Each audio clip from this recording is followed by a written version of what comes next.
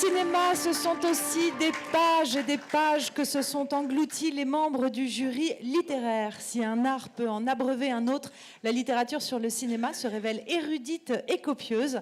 Et pour remettre le prix du meilleur album, j'appelle à me rejoindre le président du jury littéraire, Marc Cerizuelo, en compagnie de Jean-Paul Combes, membre du jury.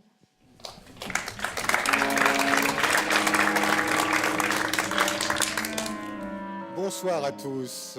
Écoutez, c'est un très grand moment puisque, je dois le dire, pour ceux qui ne sont pas critiques, c'est-à-dire nos amis cinéastes, nos amis acteurs, producteurs, diffuseurs, le grand moment, c'est maintenant. Je suis désolé, hein, pour une bonne raison, une bonne et simple raison, c'est que les critiques écrivent. Bon, il y en a quelques-uns qui font les gugus à la télévision, mais en général, ils écrivent des choses plus ou moins courtes, et quand ils écrivent des livres, le Goncourt, c'est ce soir.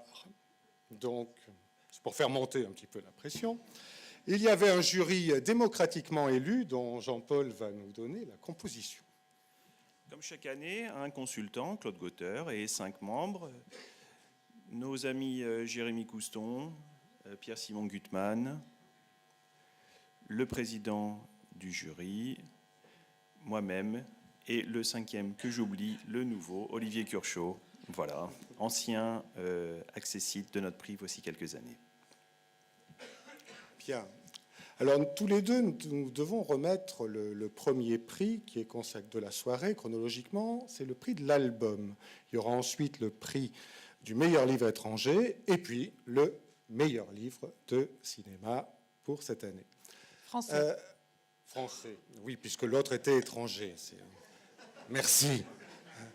En tout cas, en ce qui concerne l'album, nous avons été très embêtés, puisque la production, il faut le dire, mes frères, mes amis, la production était franchement mauvaise, quasiment nulle. On se demande vraiment comment certains éditeurs, et parmi les plus importants, peuvent nous abreuver de choses aussi inutiles. On a même pensé, c'était arrivé une fois, que le prix ne serait pas attribué. Et puis, il y a toujours des miracles. Et puis, ce miracle, finalement, est arrivé, et c'est quelque chose de tout à fait émouvant pour nous, puisque la personne qui a remporté ce prix cette année est une mémoire de l'édition cinématographique. C'est quelqu'un que vous connaissez tous sans le connaître. Il vous a suffi d'avoir dans votre collection de cinéphiles un volume de la collection de chez Segers, cinéaste d'aujourd'hui. Et il en était le directeur. Il y a une centaine de volumes, format carré, que vous connaissez sans doute. Et puis, il a créé sa propre maison d'édition. Il a dirigé un certain nombre de revues. C'est une mémoire de l'édition française de cinéma qui est récompensée ce soir pour les Annales du cinéma français, Les Voix du silence, publié au Nouveau Monde. Il s'agit, mesdames et messieurs, de Pierre L'Herminier.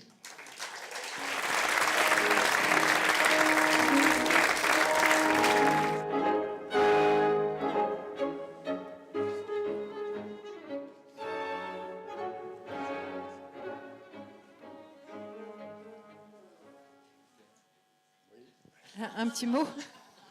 Je suis un peu surpris, enfin, non pas par le prix lui-même, j'avais quelques informations là-dessus, mais tout de même un peu écrasé par ce qui vient d'être dit, parce que, bon, je n'ai pas l'impression de les mériter tout à fait. Pour ce qui est du prix lui-même, j'ai une assez curieuse impression en même temps, c'est que, comme il s'agit, m'a-t-on dit, de couronner le meilleur album de l'année, j'ai un peu l'impression en même temps d'avoir obtenu quelque chose aux victoires de la musique, ce qui apporte quelques cordes supplémentaires à mon arc. Bon, je n'en espérais pas tant, mais pour parler plus sérieusement, je suis très sensible à cette attention. En même temps, il me semble que, compte tenu de ce que vient de dire Marc Cerizuelo, j'ai un peu l'impression de recevoir aussi un brevet, une médaille du travail pour quelques décennies de bons et loyaux services, peut-être. pour la connaissance du cinéma. En tout cas, je ne vais pas en rajouter, mais je veux tout de même, d'une part, partager ce prix et le dédier, s'agissant d'un album, à Hugues Voland, le maquettiste, à qui il revient au moins autant qu'à moi, et bien sûr remercier mes éditeurs, Marie-Mélodie Delgado, mon éditrice, qui a suivi le travail de bout en bout, et bien sûr l'éditeur en chef, Yannick Dehaye, qui a eu un mérite considérable compte tenu de ce que vous voyez là comme résultat d'entreprendre un ouvrage de cette importance. Je parle de l'importance matérielle, financière et autres, et je n'en connais pas beaucoup d'autres qui auraient pu en faire autant. Voilà, merci beaucoup. Merci Pierre Lerminier.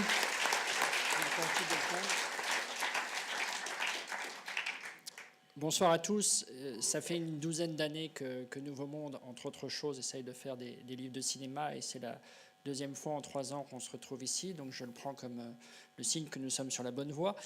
Effectivement, quand Pierre est venu me voir, j'ai immédiatement identifié qu'il me proposait une folie. Vous pouvez en juger par la taille du volume. Et donc j'ai immédiatement dit oui.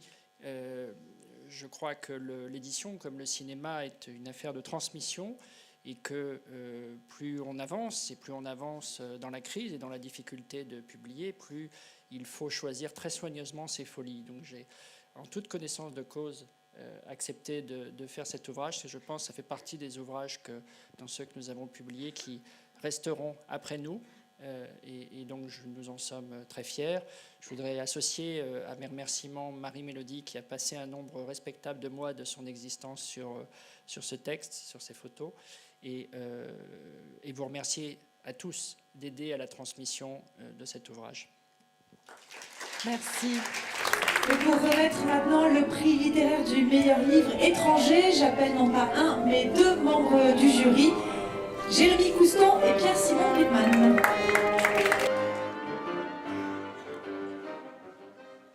Alors Pierre Simon était censé écrire les blagues, mais nous nous sommes mal compris. En fait, on n'en a pas écrit ni l'un ni l'autre. Du coup, on va aller très rapide.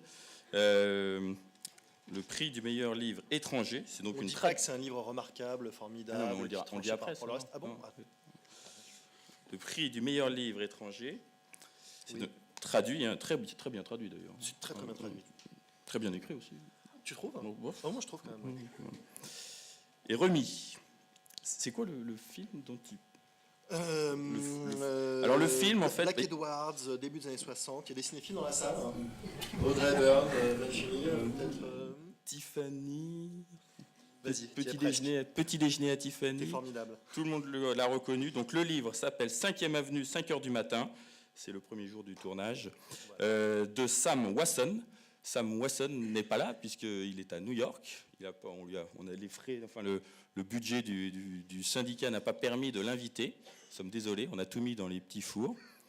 Et donc nous appelons sur scène Léonore Dauzier, qui est l'éditrice du livre, parce que nous n'avons pas précisé que le livre était paru aux éditions Sonatine, qui ont fait cette fois-ci un très bon boulot d'édition.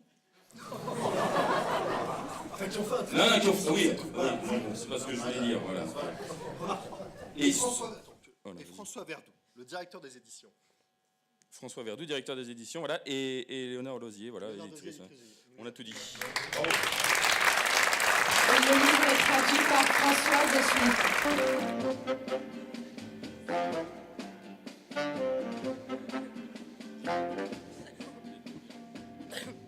Merci beaucoup. François Verdoux ne pourra pas être là ce soir, mais ni François Smith, qui a fait la formidable traduction de 5e avenue, 5h du matin. Moi, en tant qu'éditrice, voilà, j'aimerais remercier toute l'équipe de Sonatine de m'avoir permis de travailler sur un livre comme ça. C'est un vrai bonheur. C'est pas souvent qu'on arrive à trouver un texte aussi vivant, aussi charmant, pour raconter tous les petits ruisseaux qui font un film culte. Voilà, donc je voudrais remercier Arnaud Hofmarcher et François Verdoux, donc, ainsi que Marie Misando, qui ont donc permis à ce que ce projet se fasse. Rémi Pépin pour sa très jolie maquette.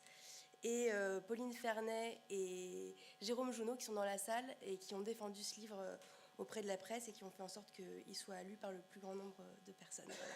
Merci beaucoup. Merci.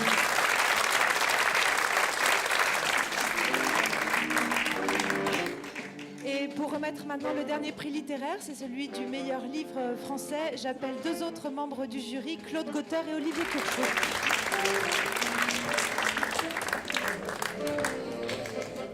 Bonsoir.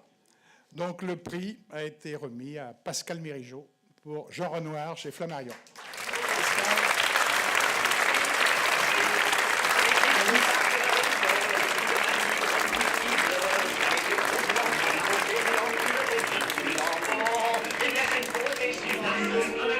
Les éditions Flammarion.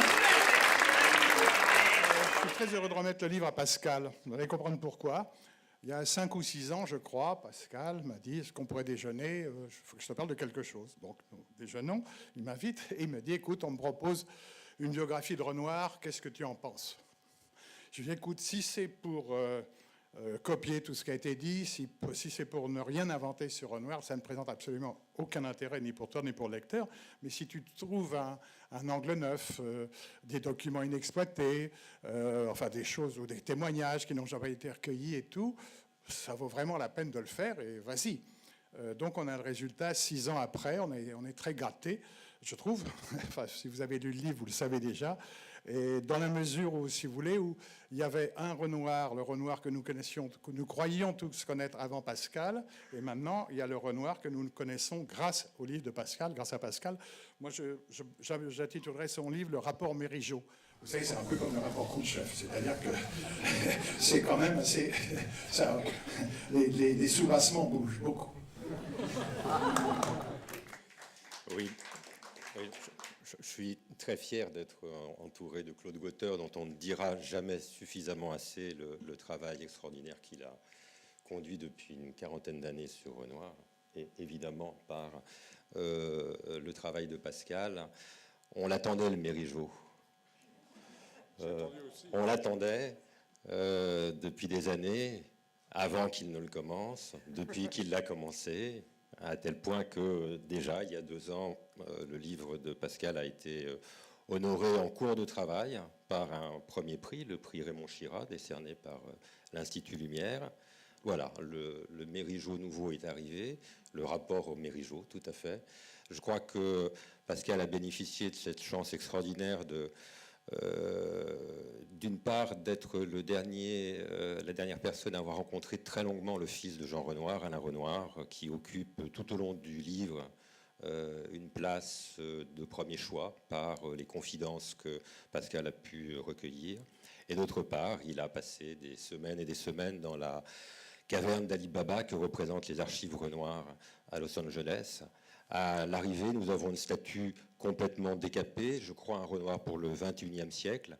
Vous connaissez le mot hérité du père de Jean Renoir, qui transmettait à son fils en lui disant qu'on doit être comme un bouchon dans la vie au fil de l'eau. Grâce à Pascal, le bouchon s'est transformé en caméléon. Jean Renoir est désormais un caméléon sur une couverture écossaise, mais il n'en explose pas pour autant. Bravo Pascal.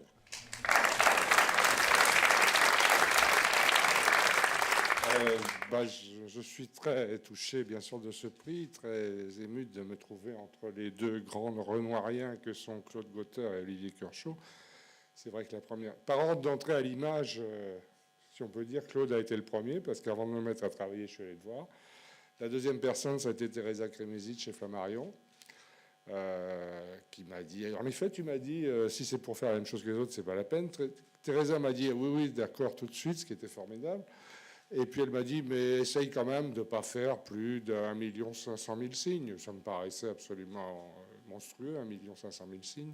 Et puis j'ai fait près de 2,5 millions.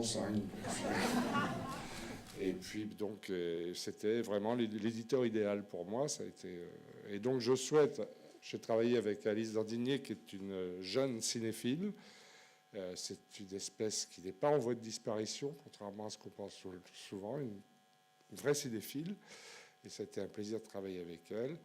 Et je pense à tous les gens qui m'ont aidé, qui sont nombreux, certains ne sont plus là. Je pense à mes amis cinéastes, avec qui j'ai beaucoup parlé de Renoir. Il y en a 3 qui sont partis, sont Claude Chabrol, Alain Corneau, qui était ami depuis plus de 30 ans, et Claude Miller. Je pense à tout cela. Et puis j'ai une pensée pour Alain Renoir, comme tu l'as dit. Il ne croyait pas au ciel, je n'y crois pas non plus, mais il se peut qu'il y soit quand même. Merci.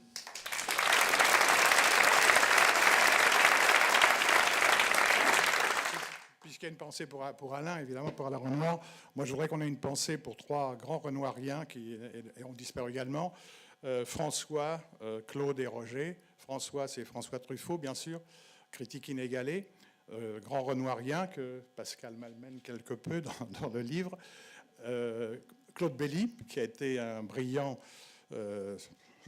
au syndicat, qui a dirigé le syndicat très brillamment, et Roger Viry-Babel, le vénérable grand maître de l'université de Nancy. Tous les trois renoiriens aussi fondamentaux. Merci.